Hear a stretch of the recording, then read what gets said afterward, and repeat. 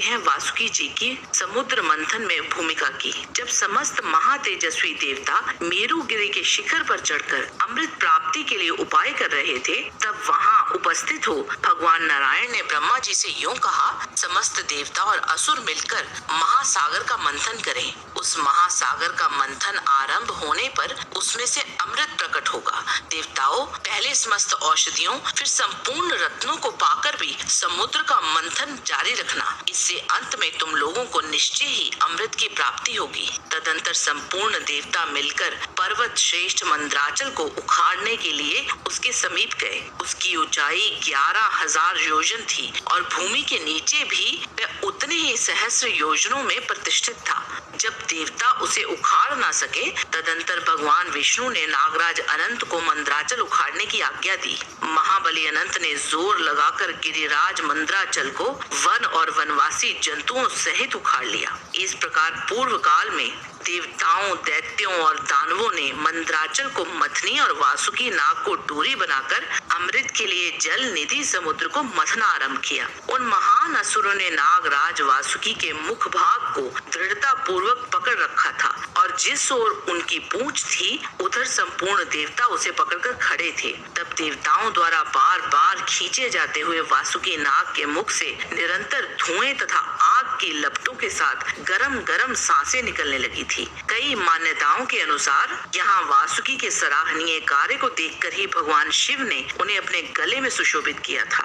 भगवान शिव ने जब मंथन से निकला हुआ विष पिया था, तब वासुकी नाग सहित सभी नागों ने भगवान शिव की सहायता की और विष को ग्रहण किया। वासुकी नाग के इसी निस्वार्थ कार्य को देखकर भगवान शिव ने वासुकी नाग को अपने गले में धारण कर लिया। परंतु इसका कोई ठोस प्रमाण हमें रामायण, महाभारत या किसी अन्य पुराण में नहीं मिला। शायद हमसे कहीं कुछ छूट गया हो, पर सभी महाकाव्यों का अध्ययन करने पर इतना तो तय है कि समुद्र मंथन के आसपास ही वे भगवान शिव के पास पहुंचे थे। मुख्यतः हमें इतना ही ज्ञान मिलता है कि वासुकी जी की समुद्र मंथन में मुख्य भूमिका रही है। इतने विशाल पर्वत को मथने के लिए वासुकी जी को नेति बनाया जाना, जिसकी चौड़ाई ही कई हजार योजन की थी, इस वृतांत से ही हम समझ सकते हैं कि वासुकी अत्यंत विशाल और काफी लंबे शरीर वाले हैं। जब भगवान ब्रह्मा द्वारा वासुकी के बड़े भाई अनंत को पृथ्वी का भार संभालने का कार्य दिया गया था, तब अनंत नाग के जाने पर नागों ने महाबली वासुकी का नागराज के पद पर उसी प्रकार अभिषेक किया जैसे देवताओं ने इंद्र का देवराज के पद पर अभिषेक किया था। भागवत गीता के अध्याय 10 में श्री कृष्ण कहते हैं कि मैं शस्त्रों में वज्र और गौओं में कामधेनु हूँ। शास्त्रोक्त रीति से संतान की उत्पत्ति का हेतु कामदेव हूँ और सर्पों में सर्पराज वासुकी हूँ। इसी से आप समझ सकते हैं कि वासुकी जी की क्या प्रख्याति थी। त्रिपुरासुर संहार में भी वासुकी जी की विशेष भूमिका थी। उन तीनों पुरियों को ध्वस्त करने के लिए जिस धनुष का उपयोग भगवान शिव ने किया था, उसकी प्रत्यंचा वासुकी जी ही बने थे।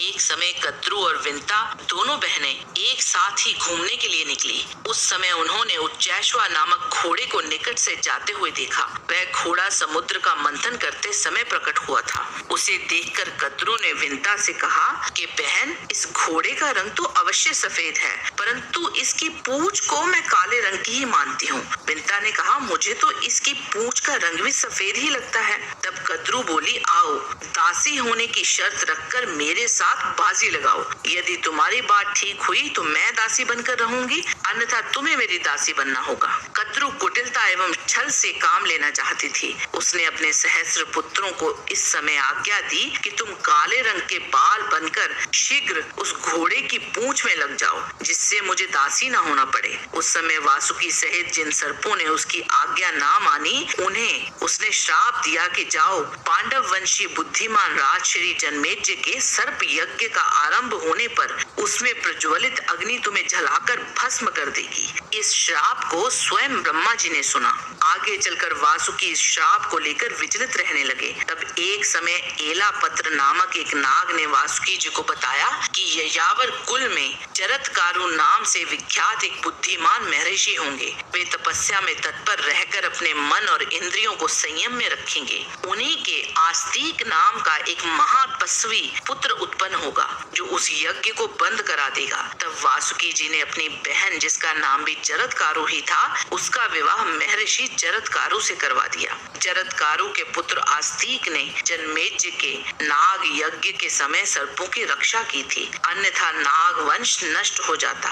देवी भागवतम स्कंद 8 में विभिन्न लोकों का वर्णन किया गया है। इसके अनुसार रसातल के नीचे के लोक को पाताल लोक कहते हैं। पाताल लोक में मुख्य रूप से वासुकी, शंख, कुलीक, श्वेत, धनंजय, महाशंख, धृतराष्ट्र, शंखचूड़, कंवल आदि बड़े बड़े फनों वाले महान क्रोधी विषधर सर्प निवास करते हैं। वे सब नाग लोक के अधिपालक हैं। उनमें से कोई सांप 5 फनों वाला, कोई 7, कोई 10 फनों वाला, कुछ सर्पों के 100 सिर और कुछ के 1000 सिर हैं। जगमगाती हुई मणियां धारण करने वाले वे क्रोध युक्त सर्प अपनी मणियों के तेज से पाताल विवर के घोर अंधकार समूह को नष्ट किए देते हैं। आज के वीडियो में इतना ही।